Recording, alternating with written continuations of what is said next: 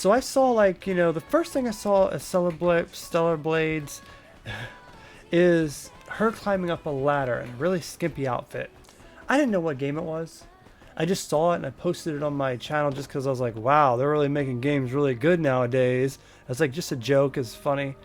And I didn't know what it was really. And I looked it up a little bit. I was like, oh, okay, it's just like action games. It's kind of cool, I guess, whatever. And then I got a PS5 Pro and I was like, yo, I gotta find this Stellar Blade game that had the girl, the physics. What physics, you may say? Well, she just has these physics when she walks. It kind of just some of the best jiggle physics I've ever seen. And well, to be frank, I can be a sucker for that, but I'm not paying $70 for a game just from some physics of boobies bouncing. It's not happening. So I looked into it more and I was like, okay, this game looks okay. A futuristic robot type game, kind of like The Matrix a little bit. I love The Matrix. Maybe I'll give it a try.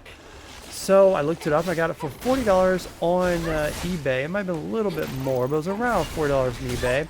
And I was like, well, I mean, me talking, I need to pay attention.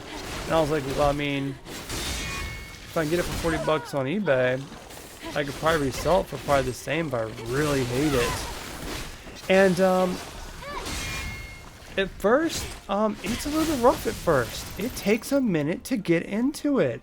Because at first you're like, okay, what's going on in this game? Are we doing this? Are we doing that? And then it's really linear at first.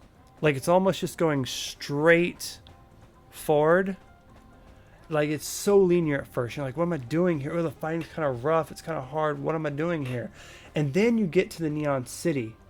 And you get to one of the open world maps. I heard there's only 2 major open world and the rest is linear.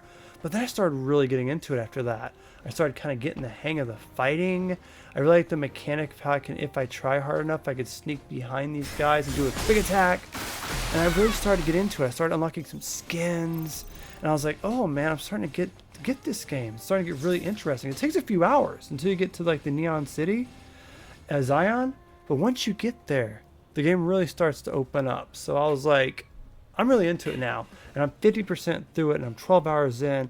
And I'm actually sad that I'm 50% through because I don't want this game to end. I skipped work this morning to play this game. So Stellar Blade has a rough start, but it's pretty amazing so far.